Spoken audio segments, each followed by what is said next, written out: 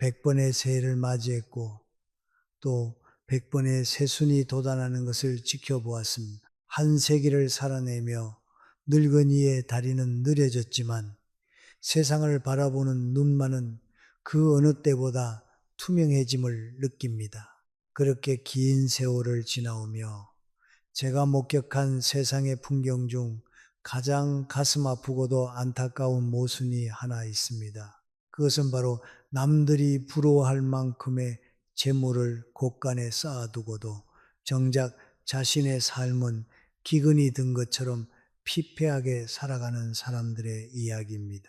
오늘 이 자리에 함께 하신 여러분께 조용히 그러나 뼈아프게 묻고 싶습니다. 부디 이 고요한 시간 속에서 스스로에게 정직하게 답해 보십시오. 입고 있는 옷의 깃이 낡아 헤어졌음에도 아직은 괜찮아 라며 새 옷 한 벌 사기를 주저한 지 얼마나 되었습니까? 식당 메뉴판 앞에서 먹고 싶은 음식 대신 가격표를 먼저 훑어보고 습관처럼 가장 저렴한 메뉴를 고른 적은 또 얼마나 많았습니까? 그리고 거울 속 내 머리카락이 하얗게 새어가는데도 조금만 더 모으고 나중에 여유가 생기면 그때 즐기자라며 현재의 행복을 먼 미래로 유예하고 있지는 않습니까? 만약 이 질문들에 가슴 한구석이 찔리거나 서늘해진다면 오늘 우리의 대화는 바로 당신을 위한 것입니다. 저 김영석이 100년의 삶을 걸고 여러분께 엄중하지만 간곡한 경고를 드리고자 합니다. 만약 당신이 스스로에게 지나치게 인색하다면 당신은 겉보기에만 부자일 뿐 실상은 세상에서 가장 불행하고 가난한 영혼을 가진 사람일지도 모릅니다. 많은 이들이 근검전략을 미덕이라 여기며 칭송합니다. 물론 낭비는 경계해야 하지요. 하지만 스스로의 정당한 욕구조차 억누르고 자신을 초라하게 만드는 것은 절약이 아닙니다. 그것은 내 영혼에 대한 학대입니다. 당신이 당신 자신을 귀하게 대접하지 않는데 세상 그 누가 심지어 하늘인들 당신에게 복을 내려주고 싶겠습니까? 자신에게 인색한 태도는 나는 행복을 누릴 자격이 없습니다. 라고 우주에 선언하는 것과 같아서 결국 들어오던 운기마저 막아버리고 맙니다. 오늘 저는 여러분과 함께 마음의 빗장을 열고 그동안 우리를 쫓아매고 있던 결핍의 공포를 들여다보려 합니다. 돈을 움켜쥐는 것이 아니라 지혜롭게 놓아줌으로써 삶의 품격을 높이는 법에 대해 이야기 나눠봅시다. 본격적인 이야기를 시작하기에 앞서 인생의 황혼역에 선 이 늙은 학자와 함께 삶의 지혜를 나누고 마음의 짐을 내려놓는 여정을 계속하고 싶으시다면 조용히 구독 버튼을 눌러주십시오. 그것은 우리가 이 복잡한 세상에서 서로의 온기를 잃지 않겠다는 소박하지만 따뜻한 약속이 될 것입니다. 자, 이제 편안하게 어깨에 힘을 빼시고 깊은 숨을 한번 들이마셔 보십시오. 제 이야기가 여러분의 마른 가슴에 단비처럼 스며들기를 바랍니다. 여러분, 우리는 어린 시절부터 귀에 못이 박히도록 들어온 말이 있습니다. 아껴야 잘 산다. 티끌 모아 태산이다. 물론 이 말은 틀린 말이 아닙니다. 가난했던 시절 우리 부모님 세대가 피땀 흘려 일구어낸 그 절약 정신이 있었기에 오늘날 우리가 이만큼 풍요를 누릴 수 있는 것이지요. 저 역시 젊은 시절 종이 한 장, 연필 한 자루도 허투루 쓰지 않으려 애썼던 기억이 선명합니다. 그러나 100년이라는 긴 세월의 강을 건너며 깨달은 것은 모든 미덕이 그러하듯 절약 또한 그 도가 지나치면 미덕이 아닌 도둑이 된다는 사실입니다. 많은 분들이 검소함과 인색함을 혼동하곤 합니다. 이 둘은 겉으로 보기에는 비슷해 보일지 모르나 그 본질적인 뿌리는 완전히 다른 곳에서 자라납니다. 검소함은 불필요한 욕망을 절제하여 삶을 단정하게 만드는 지혜이지만 인색함은 나 자신조차 돌보지 못하게 만드는 마음의 병입니다. 오늘 제가 드리고 싶은 말씀의 핵심은 바로 이 잘못된 절약의 함정에 빠져 스스로를 학대하고 있는 분들을 위한 것입니다. 혹시 이런 경험이 있으신지요? 사과 한 상자를 선물 받았습니다. 그 중에는 아주 싱싱한 것도 있고 조금 시들거나 멍이 든 것도 섞여 있지요. 어떤 사람은 그 중에서 가장 싱싱하고 맛있는 사과부터 골라 먹습니다. 하지만 어떤 사람은 아까우니까 라며 멍들고 상하기 직전에 사과부터 골라 먹습니다. 그렇게 상한 사과를 다 먹고 나면은 처음에 싱싱했던 사과들도 어느새 시들어 버립니다. 결국 그 사람은 사과 한 상자를 다 비우는 동안 단 한 번도 신선하고 맛있는 사과를 맛보지 못한 채 평생 시든 사과만 먹는 셈이 됩니다. 우리의 인생도 이와 다르지 않습니다. 나중에 하며 좋은 것을 뒤로 미루고 당장 싼 것, 당장 낡은 것, 당장 불편한 것을 감수하는 태도는 결국 내 인생 전체를 시든 사과를 먹는 시간으로 채워버리는 것과 같습니다. 이것은 절약이 아닙니다. 이것은 내 삶에 대한 예의가 아니며 더 나아가 내 영혼에 가하는 조용한 폭력입니다. 제가 만난 수많은 자산가들 중에는 통장 잔고는 수십억 원에 달하지만 정작 점심 한 끼는 편의점 도시락으로 때우거나 몇천 원 차이 때문에 먹고 싶은 것을 참는 이들이 있었습니다. 그들은 말합니다. 교수님, 돈이 없어서가 아닙니다. 그냥 돈을 쓰는 게 죄를 짓는 것 같고 손이 떨립니다. 저는 그들의 눈빛에서 깊은 공허와 두려움을 봅니다. 그들은 돈의 주인이 아니라 돈을 지키는 문지기, 아니 돈의 노예로 전락해버린 것입니다. 여기서 우리는 아주 중요한 영적인 원리 하나를 짚고 넘어가야 합니다. 여러분이 스스로를 대하는 태도는 우주가 여러분을 대하는 태도와 정확히 일치한다는 사실입니다. 이것은 미신이 아닙니다. 심리학이자 곧 삶의 철학입니다. 여러분이 스스로에게 낡고 해진 속옷을 입히고 깨진 그릇에 밥을 담아 먹으며 나는 이 정도면 충분해 라고 생각할 때 여러분은 무의식적으로 자신의 가치를 그 정도 수준으로 깎아내리고 있는 것입니다. 나는 좋은 대접을 받을 자격이 없는 사람입니다. 나는 싸구려 취급을 받아도 괜찮은 존재입니다. 라는 메시지를 끊임없이 세상과 자기 자신에게 보내고 있는 셈이죠. 놀랍게도 세상은 그 신호를 기가 막히게 알아차립니다. 내가 나를 귀하게 여기지 않는데 남이 나를 귀하게 여겨줄 리 만무합니다. 내가 나에게 인색하게 구는데 세상이 나에게 풍요를 가져다 줄 리가 없습니다. 스스로를 헐값에 매겨버린 사람에게는 딱 그만큼의 사람들과 그만큼의 기회만이 찾아오게 마련입니다.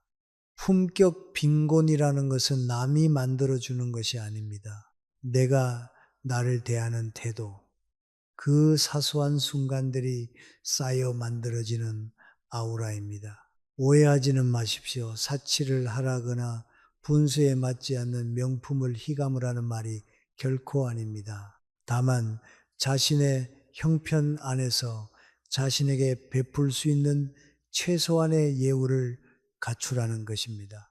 추운 겨울날 난방비가 아까워 냉골에서 떨며 잠을 청하는 것이 과연 자식들을 위한 희생일까요? 아닙니다. 그것은 자식들의 마음을 아프게 하는 일이자 자신의 건강을 해쳐 결국 더 큰 비용을 치르게 만드는 어리석음입니다. 물건을 살 때 가격표를 먼저 보지 말고 나의 기쁨을 먼저 들여다보는 연습을 해야 합니다. 이것이 싼가를 묻지 말고 이것이 나를 행복하게 하는가? 이것이 지금의 나에게 필요한 위로인가를 먼저 물으십시오. 1,000원짜리 물건을 사더라도 그것이 내 마음을 풍요롭게 한다면 그것은 낭비가 아니라 훌륭한 투자입니다. 반대로 아무리 싼 물건이라도 단지 싸다는 이유로 샀다가 구석에 처박아 둔다면 그것이야말로 낭비이자 내 공간에 대한 모독이겠지요. 기억하십시오. 여러분은 세상에 단 하나뿐인 귀한 존재입니다. 우주는 귀한 것을 귀한 곳에 담으려 하지 깨지고 지저분한 그릇에 담으려 하지 않습니다. 여러분 스스로가 자신을 귀한 그릇으로 대접할 때 비로소 그릇에 걸맞은 귀한 운과 인연이 담기기 시작합니다. 자신에게 인색한 것은 겸손이 아닙니다. 그것은 자신의 삶에 찾아올 수 있는 무한한 가능성의 문을 스스로 닫아거는 행위입니다. 이제 우리는 돈을 단순히 쓰지 않고 모으는 종이 조각으로 보는 시선에서 벗어나야 합니다. 돈은 흐르는 물과 같고 에너지와 같습니다. 이 에너지를 나를 위해 어떻게 순환시킬 것인가? 그 흐름에 대해 깊이 고민해 보아야 할 때입니다. 그저 꽉 움켜쥐고 있는다고 해서 내 것이 되는 것이 아님을 오히려 꽉 쥔 손 안에서 썩어가고 있음을 깨달아야 합니다. 그렇다면 과연 돈의 진정한 흐름과 운기, 운치는 어떻게 작용하는 것일까요? 자, 이제 우리는 조금 더 깊은 차원, 어쩌면 눈에 보이지 않지만 우리 삶을 강력하게 지배하고 있는 힘에 대해 이야기해 보아야 하겠습니다. 바로 돈의 흐름과 그 속에 담긴 운기 원칙에 관한 이야기입니다. 많은 사람들이 돈을 그저 차가운 금속 덩어리나 종이 조각 혹은 통장에 찍힌 디지털 숫자로만 생각합니다. 그래서 숫자가 늘어나면 안심하고 숫자가 줄어들면 불안해하지요. 하지만 100년이라는 긴 세월 동안 수많은 부의 흥망성쇠를 지켜보며 제가 깨달은 진리는 다릅니다. 돈은 살아있는 생물과 같고 흐르는 에너지와 같습니다. 우리 조상들이 돈을 두고 돌고 도는 것이라 불렀던 데에는 그만한 이유가 있었던 것입니다. 여러분, 우리 몸을 한번 생각해 보십시오. 우리 몸을 지탱하는 가장 중요한 것은 무엇입니까? 바로 피, 혈액입니다. 혈액은 끊임없이 온몸을 순환하며 산소와 영양분을 공급합니다. 그런데 만약 피가 아깝다, 이 귀한 피를 나중에 써야지라고 생각해서 혈관의 한 곳을 꽉 묶어버린다면 어떻게 되겠습니까? 피를 아낀 것이 아니라 그 부위를 썩게 만드는 것입니다. 혈액순환이 멈추는 순간 생명력도 함께 멈춥니다. 괴사가 일어나고 결국은 그 팔다리를 잘라내야 할지도 모릅니다. 경제도 개인의 삶도 이와 똑같습니다. 돈은 우리 삶의 혈액입니다. 이것이 나를 위해 그리고 타인을 위해 적절하게 흘러야 삶의 생기가 돌고 활력이 넘칩니다. 하지만 미래에 대한 막연한 불안감 때문에 혹은 줄어드는 것이 두려워 돈을 꽉 움켜쥐고만 있다면 그것은 우리 삶의 혈관을 틀어막는 것과 다름없습니다. 흐르지 않는 돈은 고인물이 됩니다. 흐르는 물은 맑고 생명력을 품지만 고인물은 결국 썩어서 악취를 풍기고 모기 때만 들끓게 되지요. 지나치게 인색한 사람들을 보십시오. 그들의 표정에는 생기가 없습니다. 늘 무언가에 쫓기는 듯 불안하고 미간에는 깊은 주름이 패어 있습니다. 그들은 돈을 소유하고 있다고 착각하지만 실상은 돈이 그들을 소유하고 옥죄고 있는 것입니다. 이것은 단순한 심리적인 문제가 아닙니다. 영적인 차원에서 보면 인색함은 들어오는 부후의 통로를 스스로 막아버리는 가장 확실한 방법입니다. 우주는 비움과 체험의 원리로 돌아갑니다. 날숨을 뱉어야 들숨을 마실 수 있듯이 내보내야 다시 들어옵니다. 그런데 나가는 문을 꽉 끌어 잠그고 절대 안 돼, 하나도 내보낼 수 없어 라고 버티고 있으면 우주는 더 이상 그곳에 새로운 에너지를 보내주지 않습니다. 이미 꽉 차서 썩어가고 있는 창고에 굳이 새 곡식을 넣어줄 농부는 없는 법이니까요. 제가 아는 어느 지인의 이야기를 해드릴까 합니다. 그는 평생을 근면 성실하게 일하며 엄청난 재산을 모았습니다. 하지만 그는 친구들에게 커피 한 잔 사는 것도 벌벌 떨었고 자신의 낡은 구두를 바꾸는 것조차 사치라 여겼습니다. 주변 사람들은 그를 구두쇠라고 불렀지만 그는 자신을 검소한 사람이라 칭하며 뿌듯해 했습니다. 그런데 참으로 이상한 일이죠. 돈은 그렇게 많은데 그의 주변에는 사람이 없었습니다. 자식들은 아버지가 언제 돌아가시나 유산만 바라고 있었고 친구들은 하나둘 그의 곁을 떠났습니다. 더 무서운 것은 그렇게 아끼고 아꼈음에도 불구하고 그의 말년은 끊임없는 송사와 사기, 질병으로 얼룩졌다는 사실입니다. 왜 그랬을까요? 그는 돈을 죽은 돈 신세로 만들었기 때문입니다. 창고에 쌓아두기만 하고 사용하지 않는 돈은 아무런 힘이 없습니다. 그저 종이 뭉치뿐입니다. 돈이 힘을 발휘하는 순간은 그것이 가치 있는 무언가와 교환될 때입니다. 내가 사랑하는 사람과 맛있는 밥 한 끼를 먹으며 웃음꽃을 피울 때, 고생한 나를 위해 편안한 잠자리를 마련해 줄 때, 혹은 도움이 필요한 이웃에게 따뜻한 손길을 건넬 때, 그때 비로소 차가운 돈은 따뜻한 생명 에너지로 바뀝니다. 이렇게 긍정적인 에너지로 치환된 돈은 다시 돌고 돌아 운과 기회를 몰고 주인에게 되돌아옵니다. 이것이 바로 부의 선순환 구조입니다. 반면 쓰지 않고 묶어둔 돈에는 한과 돛들이 서립니다.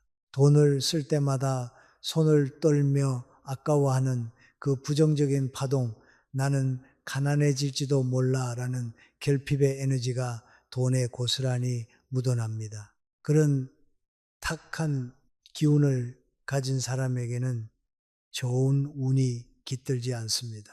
옛말에 재물은 똥거름과 같아서 한 곳에 모아두면 악취가 나지만 밭에 골고루 뿌리면 거름이 된다라는 말이 있습니다.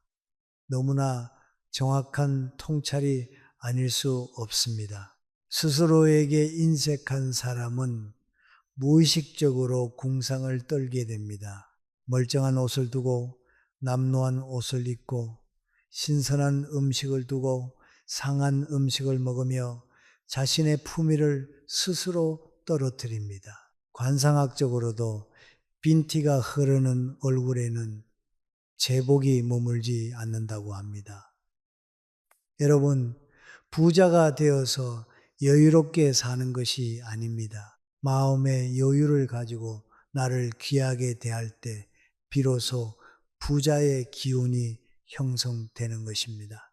지금 여러분의 지갑 속에, 통장 속에 잠자고 있는 돈을 깨우십시오. 그것을 탕진하라는 말이 아닙니다. 그것을 순환시키라는 말입니다. 나를 위해, 나의 성장을 위해, 그리고 나의 기쁨을 위해 기꺼이 지갑을 여십시오. 그때 느끼는 죄책감을 버리고 이 돈이 나에게 더 좋은 경험과 에너지가 되어 돌아올 것이다 라고 믿으십시오. 커피 한 잔을 마시더라도 비싸다 하며 투덜대기보다 이 향기로운 커피가 나에게 주는 위로에 감사하다는 마음으로 마실 때 그 돈은 살아있는 돈이 됩니다. 이렇게 돈의 흐름을 뚫어 주어야 꽉 막혀 있던 여러분의 인생 운기도 함께 뚫립니다. 돈은 주인을 닮습니다. 주인이 쪼들리는 마음으로 살면 돈도 쪼들리고, 주인이 넉넉한 마음으로 베풀며 살면 돈도 친구들을 데리고 넉넉하게 찾아옵니다. 그런데 여기서 우리는 한 가지 더 깊은 고민에 빠지게 됩니다. 교수님, 맞습니다. 하지만 미래가 불안한 걸 어떡합니까? 나중에 늙고 병들었을 때 쓸 돈이 없으면 어떡합니까? 라는 질문이지요. 바로 이 나중을 위하여 라는 생각, 이것이 어쩌면 우리 인생을 가장 비참하게 만드는 족쇄일지도 모릅니다. 다음 장에서는 바로 이 내일이라는 환상에 대해 뼈아픈 이야기를 나누어 보려 합니다. 네, 계속해서 이어가겠습니다. 마음을 차분히 하고 귀 기울여 주십시오. 우리는 흔히 인생을 마라톤에 비유하곤 합니다. 긴 호흡으로 멀리 보고 달려야 한다는 뜻이죠. 그래서 우리는 늘 현재를 희생하고 미래를 준비하는 데 익숙해져 있습니다. 젊어서 고생은 사서도 한다. 지금 참으면 나중에 웃는다. 라는 말들이 마치 절대적인 진리인 양 우리 뇌리에 박혀 있습니다. 하지만 100년을 살아보니 이 말들 속에 숨겨진 치명적인 함정이 보입니다. 그것은 바로 우리를 영원히 내일이라는 감옥에 가두어 버린다는 것입니다. 여러분, 솔직히 한번 이야기해 봅시다. 여러분이 그토록 아끼고 안달복달하며 모아둔 그 돈 도대체 언제 쓰실 생각이십니까? 은퇴하고 나서, 자식들 다 시집장가 보내고 나서, 아니면 통장에 0이 하나 더 붙으면, 그때 우리는 막연하게 언젠가 좋은 날이 오면은 그때 아껴둔 옷을 입고 그때 맛있는 것을 먹고 그때 여행을 떠나리라 다짐합니다. 하지만 슬프게도 제가 지켜본 인생사에서 그 완벽한 언제는 결코 오지 않았습니다. 제 또래의 친구들, 그 많던 동무들이 하나둘 세상을 떠나는 모습을 지켜보았습니다. 그 중에는 평생을 겉면 검소하게 살았던 친구가 있었습니다. 그는 정말 지독하리만큼 자신에게 인색했습니다.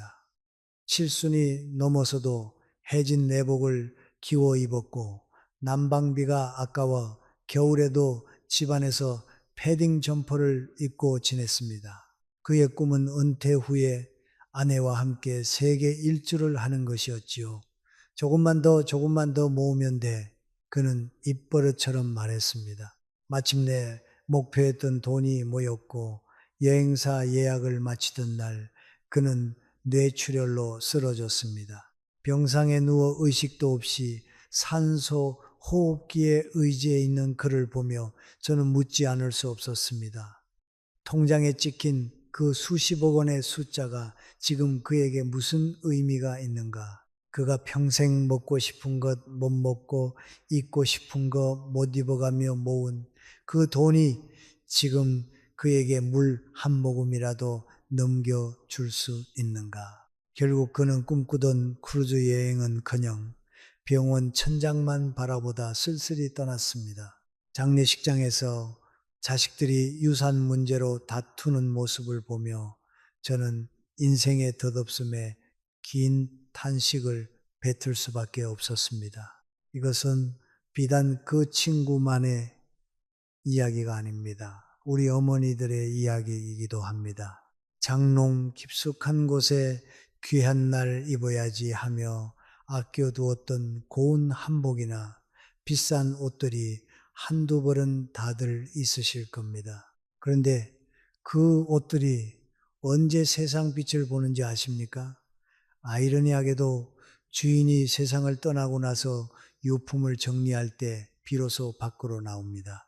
평생 아끼기만 하다가 한 번도 입어보지 못한 새 옷들이 헌옷 수거함으로 들어가는 모습을 볼 때 그 옷들은 마치 주인에 이루지 못한 행복처럼 처량하기 그지없습니다. 서양 속담에 수의 서위에는 주머니가 없다라는 말이 있습니다. 갈 때는 빈손입니다.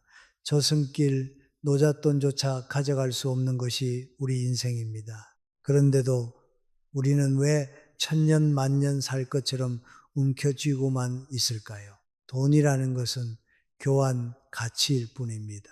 그것이 경험으로, 추억으로, 기쁨으로 교환되지 않는다면 그것은 그저 잉크가 묻은 종이 쪼가리 혹은 은행 서버에 저장된 데이터 비트에 불과합니다. 여러분이 100억을 가지고 있다 한들 그것을 쓰지 않고 죽는다면 여러분은 100억 부자가 아니라 그냥 영혼을 쓴 사람으로 인생을 마감하는 것입니다. 오히려 평생 돈을 지키느라 전전긍긍했던 금고지기로 삶을 낭비한 셈이지요. 진정한 부는 통장의 잔고가 아니라 내 영혼에 새겨진 풍요로운 기억의 총합입니다.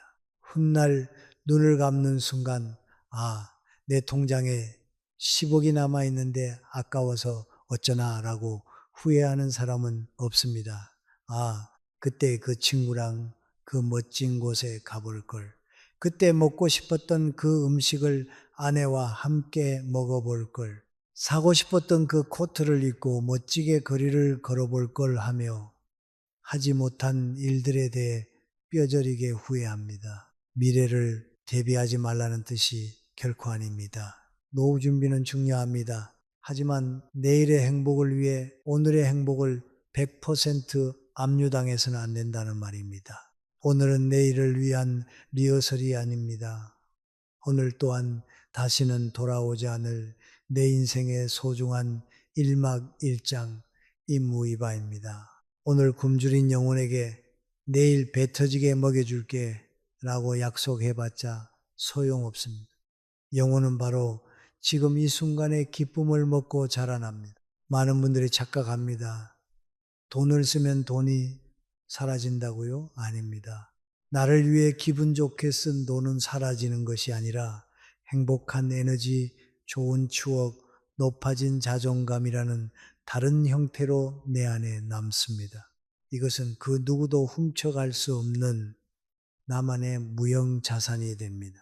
반면 쓰지 않고 남겨둔 돈은 결국 남의 돈이 되거나 세금으로 나가거나 심지어 자식들의 불화를 일으키는 불씨가 되기도 합니다.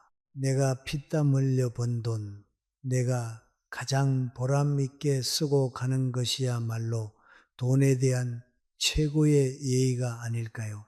너무 먼 미래를 걱정하느라 지금 눈앞에 봄날을 놓치지 마십시오. 꽃은 기다려주지 않습니다. 계절은 순식간에 지나갑니다. 여러분의 젊음도 건강도 맛을 느낄 수 있는 미각도 아름다움을 볼 수 있는 시력도 영원하지 않습니다. 나이가 들면 소화가 안 돼서 맛있는 고기도 못 먹고 다리가 아파서 좋은 풍경도 보러 가지 못합니다. 즐길 수 있을 때 즐기는 것, 누릴 수 있을 때 누리는 것, 그것이 바로 현명한 삶의 태도입니다. 아끼다 똥된다는 옛말은 그저 우스갯소리가 아니라 삶의 전곡을 찌르는 철학입니다. 좋은 그릇이 있으면 꺼내 쓰십시오. 손님이 올 때를 기다리지 말고 오늘 저녁 나 자신을 위해 가장 예쁜 접시에 밥을 담아 드십시오. 좋은 옷이 있으면 오늘 입으십시오. 오늘이 바로 내 인생에서 가장 젊고 예쁜 날입니다. 아끼지 마십시오. 당신은 그 물건들보다 훨씬 더 귀한 존재입니다. 자, 이제 우리는 알게 되었습니다. 인색함은 미덕이 아니라 삶을 갉아먹는 병이라는 것을, 그리고 돈을 쌓아두는 것이 아니라 나를 행복하게 만드는 도구로 써야 한다는 것을요. 그렇다면 이제 구체적으로 어떻게 해야 할까요? 무작정 낭비하는 것이 아니라 품격 있게 나를 대접하며 진정한 부를 끌어당기는 방법, 그 사랑의 기술에 대해 마지막으로 깊이 이야기 나눠보고자 합니다. 당신의 품격을 결정짓는 것은 명품 가방이 아니라 당신이 당신을 대하는 태도에 달려 있으니까요.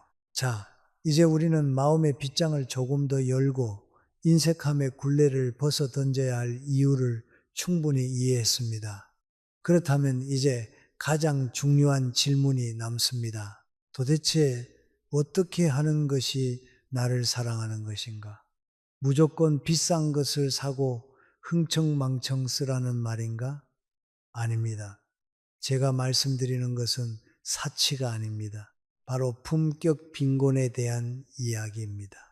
진정한 부자는 돈이 많은 사람이 아니라 삶의 태도에 여유와 기품이 흐르는 사람입니다. 그리고 그 품격은 타인이 만들어주는 것이 아니라 내가 나를 대하는 사소한 습관들이 모여 완성되는 것입니다. 여러분, 혹시 집에 귀한 손님이 오시면 어떻게 하십니까? 평소에는 쓰지 않던 예쁜 그릇을 꺼내고 가장 신선한 과일을 깎아내오고 집안을 깨끗이 청소하며 정성을 다해 대접하지 않습니까? 그런데 도대체 왜 여러분 인생에서 가장 중요한 손님인 자기 자신에게는 그렇게 하지 않으십니까? 대부분의 사람들이 혼자 밥을 먹을 때 냄비째 대충 먹거나 이가 나간 그릇에 반찬을 덜어 먹습니다. 나 혼자 먹는데 뭘 이라며 스스로를 홀대합니다. 하지만 기억하십시오. 아무도 보지 않는 그 순간 내가 나를 어떻게 대접하느냐가 바로 내 자존감의 높이를 결정합니다. 스스로를 귀빈으로 대우하십시오. 혼자 먹는 점심이라도 정갈한 그릇에 예쁘게 담아 드십시오. 낡고 늘어난 속옷을 입고 안 보이니까 괜찮아 라고 하지 마십시오. 내 살에 가장 먼저 닿는 것이니만큼 가장 부드럽고 좋은 것으로 입혀주십시오. 이러한 행위는 사치가 아니라 내 몸과 마음에 대한 경외감의 표현입니다. 내가 100년을 살며 만난 진짜 부자들의 공통점은 명품 로고가 박힌 옷을 입은 것이 아니라 언제 어디서나 자신을 단정하고 깨끗하게 가꾼다는 점이었습니다. 그들에게서는 빈티가 나지 않습니다. 돈이 아무리 많아도 자신에게 인색한 사람에게서는 어딘가 모르게 궁색하고 궁핍한 기운이 풍깁니다. 옛 어른들이 입은 거지는 얻어먹어도 벗은 거지는 못 얻어먹는다라고 했던 말은 외면의 화려함이 아니라 그 사람이 풍기는 기운과 태도가 복을 부른다는 뜻입니다. 나를 위한 소비를 할 때 양보다 질을 선택하는 지혜가 필요합니다. 싼 맛에 쉽게 물건을 사서 집안을 어지럽히지 말고 정말 마음에 드는 좋은 물건 한 개를 사서 오랫동안 아끼며 사용하십시오. 싸구려 물건 10개가 주는 만족감은 금방 사라지지만 좋은 물건 하나가 주는 기쁨과 자부심은 오래도록 내 곁에 머물며 나의 품격을 높여줍니다. 나는 이 정도 좋은 물건을 쓸 자격이 있는 사람이다 라는 무의식적인 확신, 그것이 바로 불을 끌어당기는 자석과 같은 힘이 됩니다. 또한 마음에 허기를 채우는데 돈을 쓰십시오. 뱃속을 채우는 비싼 음식보다 내 영혼을 살찌우는 책 한 권, 마음을 평온하게 하는 음악회 티켓, 혹은 낯선 곳으로의 짧은 여행에 투자하십시오. 이런 경험들은 사라지지 않고 내 눈빛을 깊게 만들고 말씨를 부드럽게 만들며 생각의 폭을 넓혀줍니다. 내면이 꽉 찬 사람은 외부의 재물에 일희일비하지 않으며 그런 여유로운 태도가 사람을 끌어모으고 기회를 만들어냅니다. 돈은 밝은 곳, 깨끗한 곳, 그리고 감사함이 넘치는 곳을 좋아합니다. 여러분이 스스로를 귀하게 여기고 자신을 위해 쓰는 돈에 대해 죄책감이 아닌 감사함을 느낄 때 돈의 흐름은 긍정적으로 바뀝니다. 아까워 죽겠네가 아니라 나를 위해 이렇게 쓸 수 있으니 나는 얼마나 풍요로운가 라고 생각의 방향을 트십시오. 그 순간 여러분은 결핍의 주파수에서 풍요의 주파수로 이동하게 됩니다. 이제 거울을 한번 보십시오. 그리고 거울 속에 자신에게 말해 주십시오. 그동안 고생 많았다. 이제는 너를 춥게 두지 않겠다. 이제는 너를 초라하게 두지 않겠다. 이렇게 스스로와 화해하고 나를 따뜻하게 안아주는 것. 이것이 바로 모든 운명 개척의 시작이자 진정한 부자가 되는 첫걸음입니다. 자, 이제 긴 이야기를 마무리하며 저 늙은이가 여러분의 앞날에 작은 등불 하나를 밝혀 드리고자 합니다. 마지막으로 여러분께 꼭 전하고 싶은 축복의 메시지가 남아 있습니다. 긴 대화였습니다. 마치 오랜 친구와 마주 앉아 시간 가는 줄 모르고 담소를 나눈 기분입니다. 이제 창밖에는 어느덧 붉은 노을이 내려앉고 있습니다. 인생의 황혼기에 접어든 이 늙은이가 보는 저 노을이 그토록 아름다운 이유는 그것이 하루의 마침표가 아니라 내일 다시 떠오를 태양을 위한 쉼표이기 때문일 것입니다. 사랑하는 여러분, 오늘 우리의 이야기가 여러분의 무거웠던 어깨를 조금이나마 가볍게 해 주었기를 바랍니다. 부디 오늘부터는 죄책감이라는 무거운 짐을 내려놓으십시오. 여러분은 그동안 충분히 열심히 살았고 충분히 가족을 위해 희생했으며 충분히 미래를 위해 인내했습니다. 이제는 그 보상을 받아도 됩니다. 아니, 반드시 받아야만 합니다. 제가 마지막으로 여러분께 작은 숙제 하나를 드리고 싶습니다. 이 영상이 끝나는 대로 혹은 내일 날이 밝는 대로 온전히 나만을 위한 작은 사치를 하나 부려 보십시오. 그것은 비싼 보석이 아니어도 좋습니다. 퇴근길 꽃집에 들러 나를 위해 가장 향기로운 풀이지어 한 단을 사서 식탁에 꽂아두는 것, 혹은 평소 비싸서 망설였던 그 카페에 케이크 한 조각을 사서 천천히 음미하는 것, 낡은 수건을 싹 다 버리고 보송보송한 호텔식 수건으로 바꾸는 것, 그 무엇이라도 좋습니다. 그 작은 행위를 할 때 가슴이 콩닥거리고 손이 떨릴 수도 있습니다. 하지만 용기를 내십시오. 그리고 그 순간 스스로에게 이렇게 속삭여 주십시오. 나는 이 행복을 누릴 자격이 있다. 나는 참으로 소중한 존재다. 그 작은 시작이 나비의 날개짓이 되어 여러분의 인생에 거대한 축복의 바람을 몰고 올 것입니다. 잊지 마십시오. 여러분이 행복해야 세상도 아름답게 보이고 여러분이 웃어야 가족들도 따라 웃습니다. 자신이 불행한 부자는 세상에 아무런 빚도 주지 못합니다. 부디 스스로를 환하게 밝히는 행복한 부자가 되십시오. 100년이라는 긴 소풍을 즐기고 있는 김영석이 여러분의 남은 여정이 꽃길이기를, 그리고 그 길 위에서 자신을 가장 뜨겁게 사랑하는 여행자가 되기를 진심으로 기도하겠습니다. 평안하십시오. 그리고 부디 행복하십시오.